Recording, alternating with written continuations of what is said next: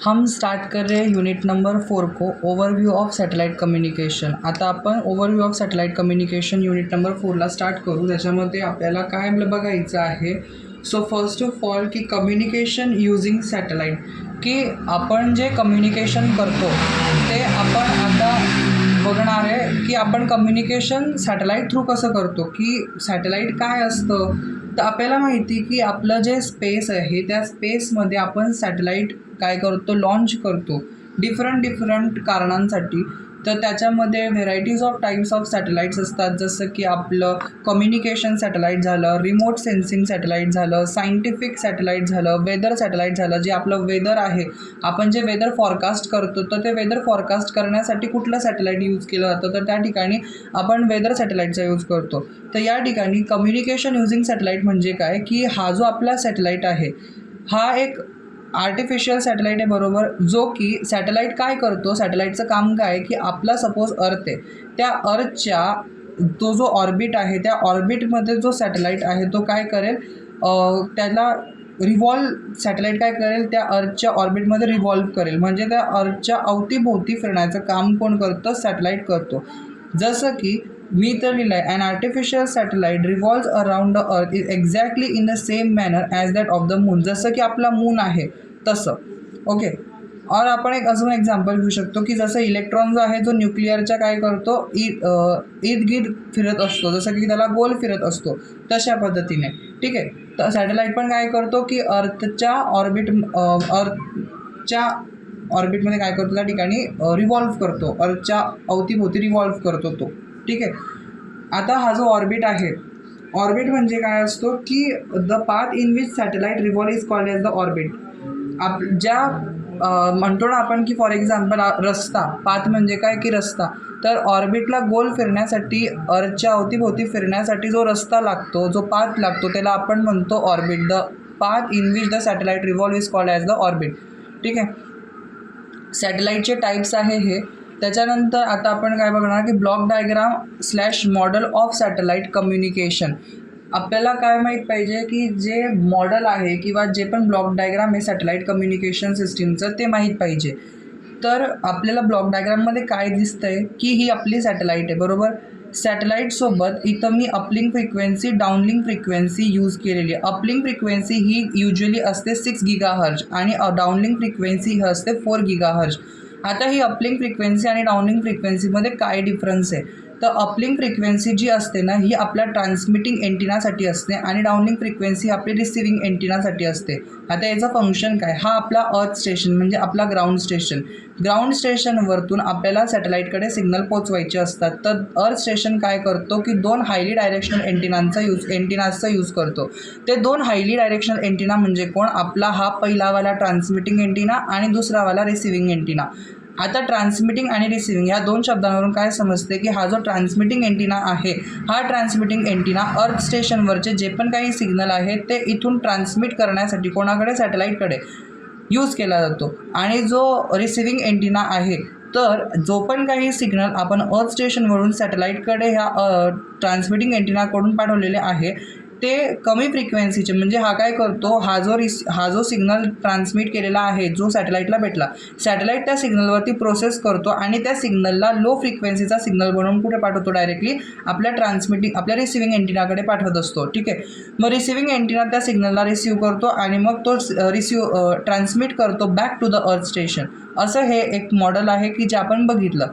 आणि याच्यामध्ये आपल्याला काय क्वेश्चन येत असेल डोक्यामध्ये की आपला जो हा एंटिना यूज केला हा कोणता आहे, तर पॅराबोलिक डिश एंटिना, ठीक आहे। त्याच्यानंतर अजून एक क्वेश्चन काय येत असेल की ही अपलिंक फ्रिक्वेन्सी, डाऊनलिंक फ्रिक्वेन्सी जर कधी सेम असेल तर काय होईल, तर त्या ठिकाणी इंटरफेरन्स होईल। बट आपण युजली ती सेम ठेवतच नाही, तर अपलिंक अँड डाऊनलिंक फ्रिक्वेन्सी ते डिफरंटच असतात। जसं की इथं 6 GHz आणि इथं 4 GHz, जेणेकरून त्यांच्यामध्ये इंटरफेरन्स होणार नाही, ठीक आहे। आणि अपलिंक फ्रिक्वेन्सी जी असते ती डाऊनलिंक फ्रिक्वेन्सीपेक्षा हाय असते। असा क्वेश्चनसुद्धा येतो की why uplink frequency is higher than the downlink frequency. तर अपलिंक फ्रिक्वेन्सी का हाय असते, कारण की आपण अर्थ स्टेशनवरून सिग्नलला ट्रान्समिट करतोय, म्हणून आपल्याला हाय पॉवर ॲम्प्लिफायर त्या ठिकाणी लागणार, जास्त पॉवर लागणार, जास्त कॉस्ट लागेल, म्हणजे सर्किटरी रिक्वायरमेंट जास्त असेल, पॉवर रिक्वायरमेंट जास्त असेल, म्हणून या ठिकाणी अपलिंक फ्रिक्वेन्सी ही हाय असते as as compare to the downlink frequency. तेच एक्सप्लेनेशन मी ब्लॉक डायग्राम थ्रू घेतलेलं आहे, की इथं मी एक ब्लॉक डायग्राम घेतलेली. कोणती? इथं मी घेतलं आहे satellite, transmitting antenna, receiving antenna, terrestrial system, user आणि युजर.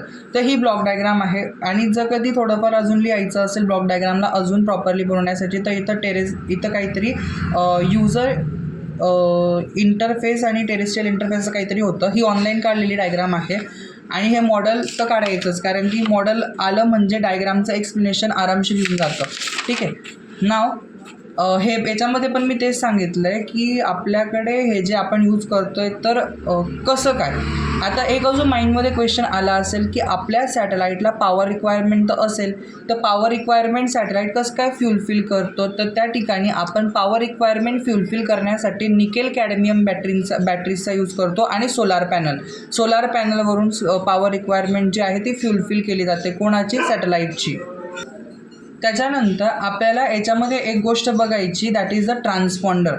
आता जेव्हा मी हे एक्सप्लेन करतो ना, हे जे मी थेरी लिहिलेली ही प्रत्येक पॉईंट एक्सप्लेन करतो की नेमकं काय आहे ब्लॉक डायग्राम किंवा मॉडेल काय आहे. ठीक आहे. तर above figure shows the block diagram of satellite communication system. The earth station transmits information signal to the satellite using highly directional एंटिनाज.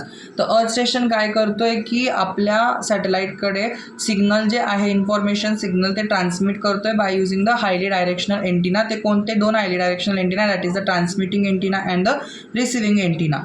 ठीक आहे. त्याच्यानंतर the satellite receives the signal, process it and transmit it back to the earth station and reduce frequency.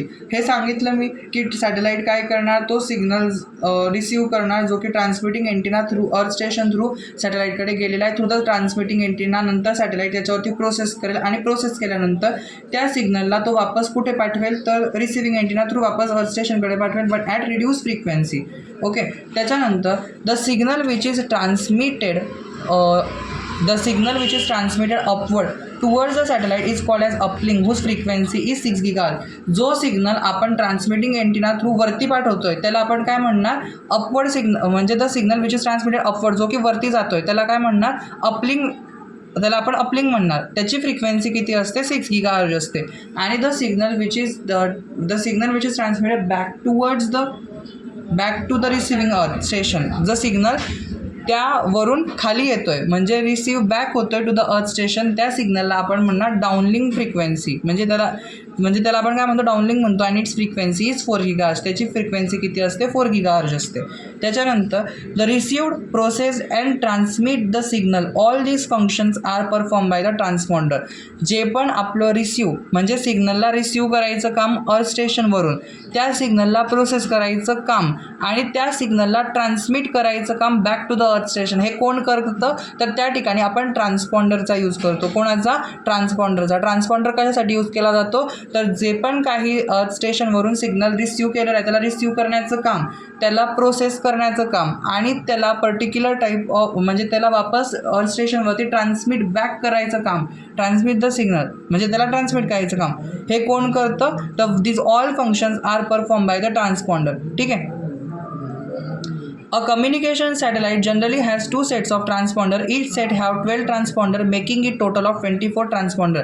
बघा, आपल्या जो communication satellite आहे त्याच्यामध्ये generally 2 sets of transponder, 2 set of transponder use केले जातात. प्रत्येक सेटमध्ये किती ट्रान्सपॉन्डर असतात? तर प्रत्येक सेटमध्ये 12 ट्रान्सपॉन्डर असतात. म्हणजे ते टोटल किती बनवतात? 24 ट्रान्सपॉन्डर्स ते असतात. ठीक आहे. Making it total of 24 transponders. Each transponder has a bandwidth of 36 megahertz. प्रत्येक ट्रान्सपॉन्डरकडे जी बँडविड्थ असते ती किती मेगाहर्ट्जची असते? तर ती 36 मेगाहर्ट्जची बँडविड्थ असते. आणि तेवढी बँडविड्थ सफिशियंट आहे एक TV चॅनल हँडल करण्यासाठी. ओके. त्याच्यानंतर to avoid interference between uplink and downlink signal in bracket frequency, they are selected to be different values. मी तुम्हाला सांगितलं की आपल्याला अपलिंक फ्रिक्वेन्सी आणि डाउनलिंक फ्रिक्वेन्सी वेगळी ठेवावी लागते. का वेगळी ठेवावी लागते? कारण की आपल्याला जे इंटरफेरन्स आहे ते होऊ द्यायचं नाही आहे. आपल्याला इंटरफेरन्स लागतं का? नाही लागत. आपल्याला इंटरफेरन्स लागतच नाही आणि आपल्याला इंटरफेरन्स करायचंच नाही आहे. तर आपल्याला त्या ठिकाणी त्या ठिकाणी आपल्याला फ्रिक्वेन्सी कशी घ्यावी लागेल, वेगवेगळी घ्यावी लागेल. अपलिंक फ्रिक्वेन्सी डाउनलिंक फ्रिक्वेन्सी वेगळी घेतली की इंटरफेरन्स होणारच नाही, म्हणून आपण त्याच्या ज्या व्हॅल्यू आहे त्या डिफरंट सिलेक्ट करतो.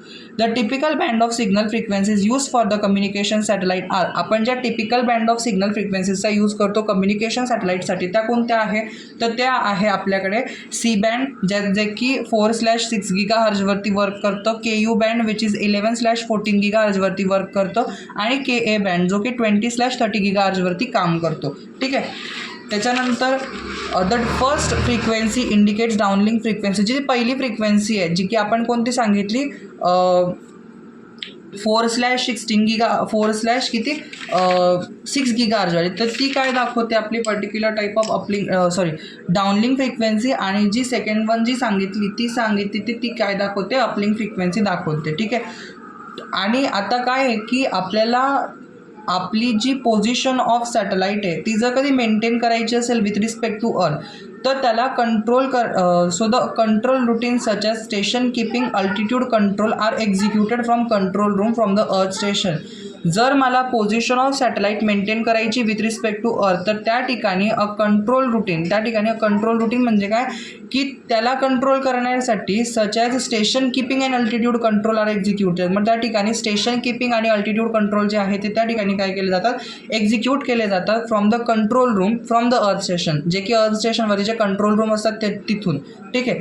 आणि मी सांगितलं की पॉवर रिक्वायरमेंट्स ऑफ सॅटेलाइट जी आहे ती सॅटिस्फाईड होते by the solar panel and a set of nickel cadmium battery. जी पण पॉवर रिक्वायरमेंट्स ऑफ सॅटेलाइट आहे ती कशी हे होणार, त्या ठिकाणी सॅटिस्फाय होणार by using the solar panel or the nickel cadmium battery. त्याच्यानंतर आहे advantages of satellite communication system. तर आपला सॅटेलाइट कम्युनिकेशन सिस्टीममध्ये ॲडव्हान्टेज काय आहे की can be use for different application such as scientific experiment, weather forecasting, television etcetera. आपण काय बघितलं की आपल्याकडे डिफरंट टाईप्स ऑफ सॅटेलाइट आहे. कम्युनिकेशन सॅटेलाइट आहे, सायंटिफिक सॅटेलाइट आहे, वेदर फॉरकास्टिंग वेदर सॅटेलाइट आहे. त्याच्यानंतर आपण बघितलं की रिमोट सेन्सिंग सॅटेलाइट आहे. तर हे सगळ्या कामांसाठी आपण काय करतो, त्या ठिकाणी सॅटेलाइट यूज करतो डिफरंट ॲप्लिकेशनसाठी. A GEO satellite can cover entire earth, hence global communication is possible. बघा, जो जिओ स्टेशनरी सॅटेलाइट असतो ना, तो जिओ स्टेशनरी सॅटेलाइट जो असतो तो एंटायर जो 43% of the area of the जो अर्थ आहे ना तो कव्हर करतो. म्हणजे जर कधी आपण 3 जिओ सॅटेलाइट जर कधी वापरले तर त्या ठिकाणी तिघं जिओ सॅटेलाइट काय करतील, जो entire area of the earth आहे तो कव्हर करतील. ठीक आहे. Satellite can have excellent error rates. तर त्या ठिकाणी सॅटेलाइटकडे काय असतात, एक्सिलंट एरर रेट्स असतात. त्याच्यानंतर satellite services can be deploy instantly. तर सॅटेलाइटमध्ये आपल्याला काही सर्व्हिसेस डिप्लॉय करायचे असतील तर त्या ठिकाणी ते इन्स्टंटली डिप्लॉय करता येतात. Cost of transmitting a message does not depends on distance. बघा, आपल्या जी मॅसेजला ट्रान्समिट करायची जी पण काही कॉस्ट आहे ती डिस्टन्सवर डिपेंड नसते. डिस्टन्स किती असू द्या, आपल्याला त्या ठिकाणी मॅसेज ट्रान्समिट करायचा आहे तर त्या ठिकाणी आपल्याला ते काही डिस्टन्सवरती मॅटर नाही करत, कारण की डिस्टन्स तर खूप जास्त असू शकतं. त्याच्यानंतर नेव्हिगेशन पॉसिबल आहे. आणि can provide direct service to user. Direct service provide करतो युजर. जसं की आपला मोबाईल आहे आणि आपल्या मोबाईलवरतून सॅटेलाईटवरून कंट्रोल केला जातो आहे, म्हणजे डायरेक्ट सर्व्हिसेस युजर्सला प्रोव्हाइड केले जात आहेत. ठीक आहे. तर हे ॲडव्हान्टेजेस आहे कशाचे, आपले सॅटेलाईट कम्युनिकेशन सिस्टीमचे. जर तुम्हाला हा व्हिडिओ आवडला असेल तर व्हिडिओला नक्की लाईक करा, शेअर करा आणि सबस्क्राईब करा. आणि जे पण मी इथपर्यंत सांगितलं दॅट इज सॅटेलाईटची ब्लॉक डायग्राम, त्याच्यानंतर मॉडेल आणि ॲडव्हान्टेजेस, तेवढे टॉपिक प्रिपेअर करा. उद्याच्या दिवशी मी नंतर नेक्स्ट कन्सेप्ट टाकतो, that is a basic concept, space segment and अर्थ सेगमेंट. ठीक आहे. टिल देन हा व्हिडिओ कंप्लीट करा आणि मग नंतर आपण बघू की काय असतं. तोपर्यंत मी ट्रान्सपॉन्डरचं फंक्शन आहे त्याच्यामध्ये एक्सप्लेन करून देतो की ट्रान्सपॉन्डर नेमका काय आहे. अ ट्रान्सपॉन्डर कॅन परफॉर्म 3 फंक्शन्स. बघा, मी ट्रान्सपॉन्डर सांगितलं की तो रिसीव्ह करायचं काम करतो, प्रोसेस करायचं काम करतो आणि ट्रान्समिट करायचं काम करतो. तर आता काय करतो हा ट्रान्सपॉन्डर नेमकं.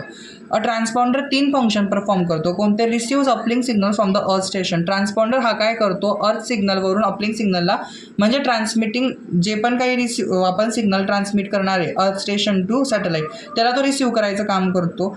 Filters and amplifies the signal. त्या सिग्नलला प्रोसेस करतो, म्हणजे काय, त्याला फिल्टर करतो आणि त्याला ॲम्प्लिफाय करतो.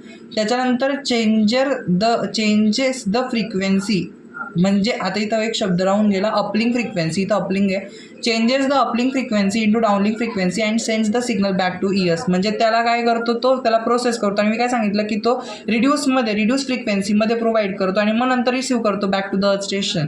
म्हणजे काय की त्या अपलिंग फ्रिक्वेन्सीला तो डाउनलिंग फ्रिक्वेन्सीमध्ये कन्वर्ट करतो आणि सेंड करतो कुठे, back to the earth station. हे काम कोणाचं आहे त्या ठिकाणी, ट्रान्सपॉन्डरचं आहे. तर आजसाठी एवढंच आणि बाकीचं आपण आता पुढच्या लेक्चरमध्ये पाहू की अर्थ सेगमेंट, स्पेस सेगमेंट काय आहे नेमकं, सॅटेलाईटचे टाईप्स कोणते कोणते आहेत, सगळं पुढच्या व्हिडिओमध्ये. Till then take care, bye bye.